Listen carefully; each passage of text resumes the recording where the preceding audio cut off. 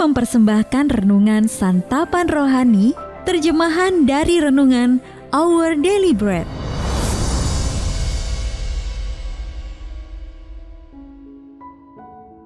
Untuk menerima notifikasi video baru kami, silakan tekan tombol subscribe dan tanda lonceng di bawah ini. Sahabat ODB, pembacaan Alkitab hari ini terambil dari Mazmur pasal yang ke-31 ayat yang kedua sampai dengan ayat yang ketiga, lalu dilanjutkan dengan ayat yang ke-9 sampai dengan ayat yang ke-17. Mazmur pasal yang ke-31 ayat yang kedua sampai dengan ayat yang ketiga, lalu dilanjutkan dengan ayat yang ke-9 sampai dengan ayat yang ke-17. Padamu Tuhan aku berlindung, janganlah sekali-kali aku mendapat malu. Luputkanlah aku oleh karena keadilan-Mu. Sendengkanlah telingamu kepadaku. Bersegeralah melepaskan aku. Jadilah bagiku gunung batu, tempat perlindungan, kubu pertahanan untuk menyelamatkan aku. Dan tidak menyerahkan aku ke tangan musuh, tetapi menegakkan kakiku di tempat yang lapang. Kasihanilah aku ya Tuhan, sebab aku merasa sesak. Karena sakit hati mengidaplah mataku, meranalah jiwa dan tubuhku. Sebab hidupku habis dalam duka, dan tahun-tahun umurku dalam keluh kesah. Kekuatanku merosot karena sengsaraku, dan tulang-tulangku menjadi lemah. Di hadapan semua lawanku aku tercela, menakutkan bagi tetangga-tetanggaku, dan menjadi kekejutan bagi kenalan-kenalanku. Mereka yang melihat aku di jalan lari daripadaku. Aku telah hilang dari ingatan seperti orang mati, telah menjadi seperti barang yang pecah. Sebab aku mendengar banyak orang berbisik-bisik, ada kegentaran dari segala pihak. Mereka bersama-sama bermufakat mencelakakan aku. Mereka bermaksud mencabut nyawaku. Tetapi aku, kepadamu aku percaya ya Tuhan. Aku berkata, Engkaulah Allahku. Masa hidupku ada dalam tangan-Mu. Lepaskanlah aku dari tangan musuh-musuhku dan orang-orang yang mengejar aku. Buatlah wajah-Mu bercahaya atas hamba-Mu. Selamatkanlah aku oleh kasih setia-Mu. Ayat Mas renungan hari ini terambil dari Mazmur pasal yang ke-31 ayat yang ke-9. Engkau menegakkan kakiku di tempat yang lapang. Renungan hari ini berjudul Tempat Allah yang Lapang, ditulis oleh Amy Boucherpai. Sahabat ODB, ketika teolog Todd Billings didiagnosis mengidap kanker darah yang tak tersembuhkan, ia menggambarkan kematian yang menyongsongnya seperti lampu-lampu di ruangan yang jauh, yang berkedip atau segera padam. Sebagai ayah dari anak-anak berusia 1 dan 3 tahun, saya cenderung membayangkan beberapa dekade mendatang sebagai sebuah tempat yang lapang. Dan di sana, saya akan melihat Nettie dan Nathaniel tumbuh dewasa. Namun dengan diagnosis ini, tempat itu jadi menyempit. Saat merenungkan segala keterbatasan tersebut, Billings merefleksikan Mazmur 31 yang menyatakan Allah menempatkan Daud di tempat yang lapang. Meski Daud berbicara tentang penderitaan yang ditimbulkan oleh musuh-musuhnya, ia tahu bahwa Allah adalah gunung batu perlindungan dan kubu pertahanannya. Dan lewat pujian ini, pemazmur menyatakan kepercayaannya kepada Allah. Ayat 16 berkata, masa hidupku ada dalam tangan-Mu. Billings mengikuti jejak Daud dengan tetap berharap kepada Allah. Meski sang teolog, suami dan ayah itu menghadapi semakin banyak keterbatasan dalam hidup, ia percaya bahwa ia juga hidup di sebuah tempat yang lapang. Mengapa demikian? Karena oleh kemenangan Allah di atas kematian melalui pengorbanan Kristus, kita kini tinggal di dalam Kristus. Tempat paling lapang yang dapat dibayangkan. Ia menjelaskan adakah yang lebih lapang dan lebih luas daripada mengambil bagian dalam hidupnya melalui karya Roh Kudus. Sahabat ODB, mungkin kita juga sedang menangis dan meratap. Tetapi kita dapat berlindung pada Allah, memohon Dia untuk menuntun dan membimbing kita. Seperti Daud, kita dapat meyakini bahwa kita sungguh hidup di suatu tempat yang lapang. Sahabat ODB, apa artinya bagi Anda untuk hidup di tempat yang lapang? Apa saja tindakan konkret yang dapat Anda lakukan untuk berharap kepada Allah hari ini? Mari kita berdoa. Bapa Surgawi, Engkau menyerahkan anakmu untuk mati demi membebaskanku. Terima kasih untuk kehidupan di tempat lapang yang Engkau anugerahkan. Dalam nama Tuhan Yesus kami berdoa. Amin.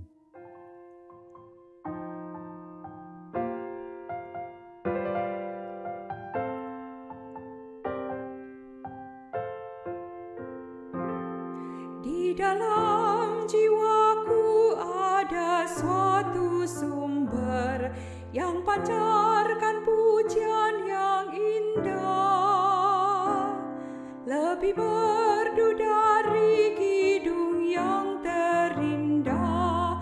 Jiwaku tenang dan senanglah. Damai, damai ajaib diberikan Tuhan dari surga. Ku mohon kasih-Nya penuhi hatiku, agar ku dapat damai ajaib. Kini ku dapatkan damai yang ajaib, yang tersimpan dalam jiwaku. Tiada orang yang dapat merebutnya, karena ada Tuhan sertaku.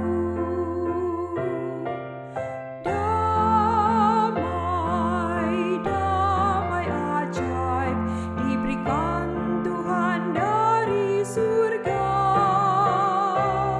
Ku mohon kasih-Nya penuhi hatiku, agar ku dapat damai ajaib.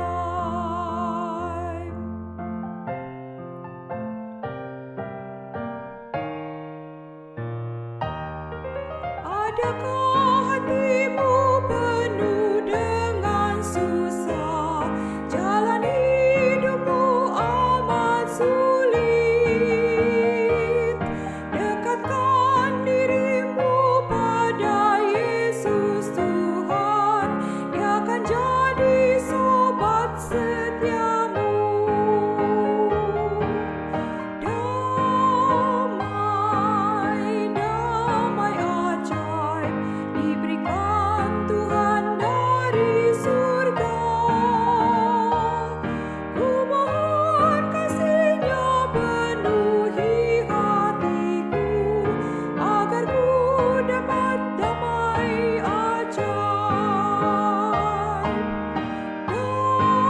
Damai, damai ajaib diberikan Tuhan dari surga. Ku mohon kasih-Nya penuhi hatiku, agar ku dapat damai ajaib. Ku mohon kasih-Nya penuhi hatiku, agar ku dapat damai ajaib. Agar ku dapat damai ajaib.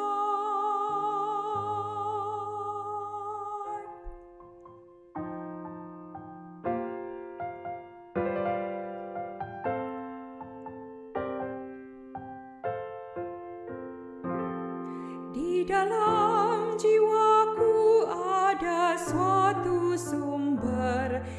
pancarkan pujian yang indah, lebih merdu dari kidung yang terindah. Jiwaku tenang dan senanglah. Damai, damai ajaib diberikan Tuhan dari surga. Ku mohon kasih-Nya penuhi hatiku, agar ku dapat damai ajaib. Kini ku dapatkan damai yang ajaib, yang tersimpan dalam jiwaku. Tiada orang yang dapat merebutnya, karena ada Tuhan sertaku. Damai, damai ajaib diberikan Tuhan dari surga. Ku mohon kasih-Nya penuhi hatiku, agar ku dapat damai ajaib.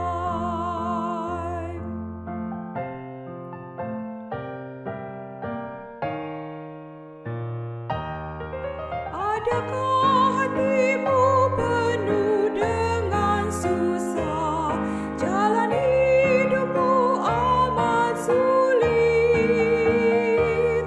Dekatkan dirimu pada Yesus Tuhan, Dia akan jadi sobat setiamu. Damai, damai ajaib diberikan Tuhan dari surga. Ku mohon kasih-Nya penuhi hatiku, agar ku dapat damai ajaib. Damai, damai ajaib diberikan Tuhan dari surga. Ku mohon kasih-Nya penuhi hatiku, agar ku dapat damai ajaib. Ku mohon kasih-Nya penuhi hatiku, agar ku dapat damai ajaib, agar ku dapat damai